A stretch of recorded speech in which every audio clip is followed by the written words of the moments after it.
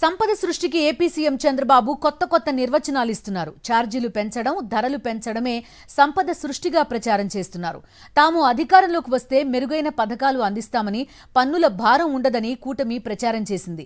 కానీ ఇప్పుడు సంక్షేమ పథకాలను గాలి కొదిలేసి ప్రజలపై అన్ని రకాల భారాలు వేస్తోంది. భారం వేయకపోతే ప్రభుత్వం నడవదని కూడా చెప్తున్నారు. ప్రజలపై చంద్రబాబు తాజా బాదుడు గురించి చూద్దాం. ఎన్నికల్లో ఇచ్చిన హామీల అమలును అటకెక్కించిన కూటమి సర్కారు ప్రజలపై పెను భారాలను మోపుతోంది. ఇప్పటికే 15,000 కోట్లకు పైగా విద్యుత్ ఛార్జీల బాదుడుతో జనం నడ్డివిర్చారు. తాజాగా స్థిరాస్తి విలువలను అమాంతం పెంచేందుకు రంగం సిద్ధం చేసింది. రాజధాని అమరావతి మినహా రాష్ట్రంలోని అన్ని ప్రాంతాల్లో ఆస్తుల విలువలను సవరించింది. భూముల విలువలతో పాటు నిర్మాణాల విలువను కూడా పెంచనుంది. రేకుల షెడ్లు, పూరిళ్లు, పెంకుటిళ్లతో పాటు గోడలు లేని ఇళ్ల విలువల్ని కూడా పెంచేసింది.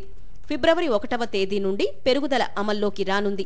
రాష్ట్రంలోని అన్ని సబ్ రిజిస్టర్ కార్యాలయాల పరిధిలోనూ ఆస్తుల విలువల సవరణకు సంబంధించిన ప్రక్రియ పూర్తి చేసింది రాష్ట్ర ప్రభుత్వం.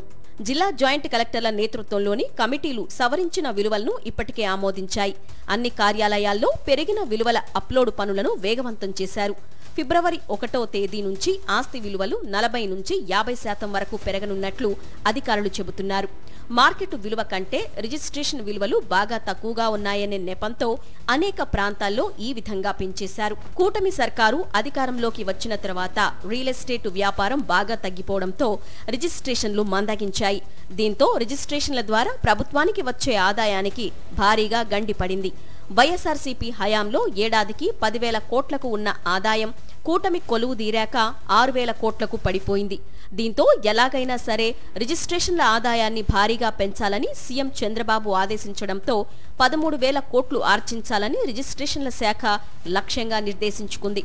అందులో భాగంగానే మార్కెట్ విలువలను అడ్డగోలుగా సవరిస్తోంది. సంపద సృష్టి అంటే ప్రజలపై భారాలు వేయడమేనా అని వైఎస్ఆర్సీపీ నేత పోతిన మహేష్ ప్రశ్నించారు.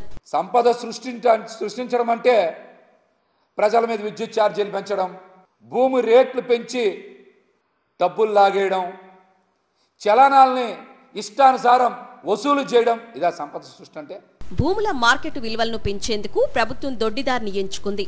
భూముల క్లాసిఫికేషన్లనే మార్చేసింది. ప్రతి ఏరియాలో భూమికి ప్రస్తుతం ఒకే విలువ అమల్లో ఉంది. ఇప్పుడు దానికి రెండో విలువను జోడించనున్నారు. ఇందుకోసం లేయర్లు, గ్రిడ్ల విధానాన్ని తెచ్చారు. గతంలో వ్యవసాయ భూమి అయితే మెట్ట, మాగాన్ని కన్వర్షన్ చేసిన భూమిగాను, ఇళ్ల స్థలాలు, జాతీయ రహదారులను ఆనుకొని ఉన్న భూమిగా క్లాసిఫైడ్ చేశారు. ఇప్పుడు ఒక ప్రాంతంలోని మెట్ట, మాగాణి భూముల్లోనే రకరకాల క్లాసిఫికేషన్లు పెడుతున్నారు. జాతీయ రహదారి పక్కనున్న భూములకు ఒక క్లాసిఫికేషన్, వాటి వెనక, లోపల ఉన్న భూములను మరో క్లాసిఫికేషన్లో చేరుస్తున్నారు. అర్బన్ ప్రాంతాల్లో క్లాసిఫికేషన్లను మార్చి రోడ్ల పక్కనున్న స్థలాలకు ఒక రేటు, సందుల్లో వాటి వెనక ఉన్న స్థలాలకు మరో రేటు నిర్ణయిస్తున్నారు. వాణిజ్య స్థలాలకు సంబంధించి క్లాసిఫికేషన్లను 4-5 రకాలుగా మార్చారు. దీంతో ఒకే ప్రాంతంలోని భూమి విలువ 2-3 రకాలుగా పెరగనుంది. తద్వారా రాష్ట్రంలో వ్యవసాయ, నివాస, వాణిజ్య భూములతో పాటు అర్బన్ ప్రాంతాల్లోని అన్ని స్థలాల మార్కెట్ విలువలు భారీగా పెరిగిపోనున్నాయి. రాష్ట్రమంతా భూముల విలువలను పెంచేసిన ప్రభుత్వం ఒక్క అమరావతిలో మాత్రం పెంచకుండా కుట్రపూరితంగా వ్యవహరించిందనే విమర్శలు వెల్లువెత్తుతున్నాయి.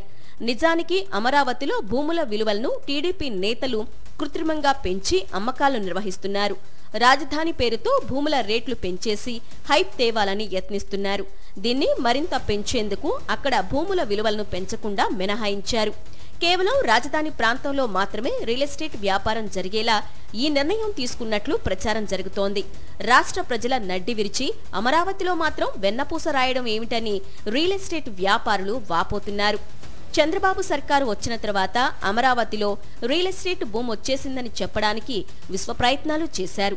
అయినా రియల్ వ్యాపారం పెరగకపోవడంతో చంద్రబాబు అమరావతిలో తన ఇంటి కోసం స్థలం కొనుగోలు చేశారు. అయినా రియల్ బూమ్ రాలేదు.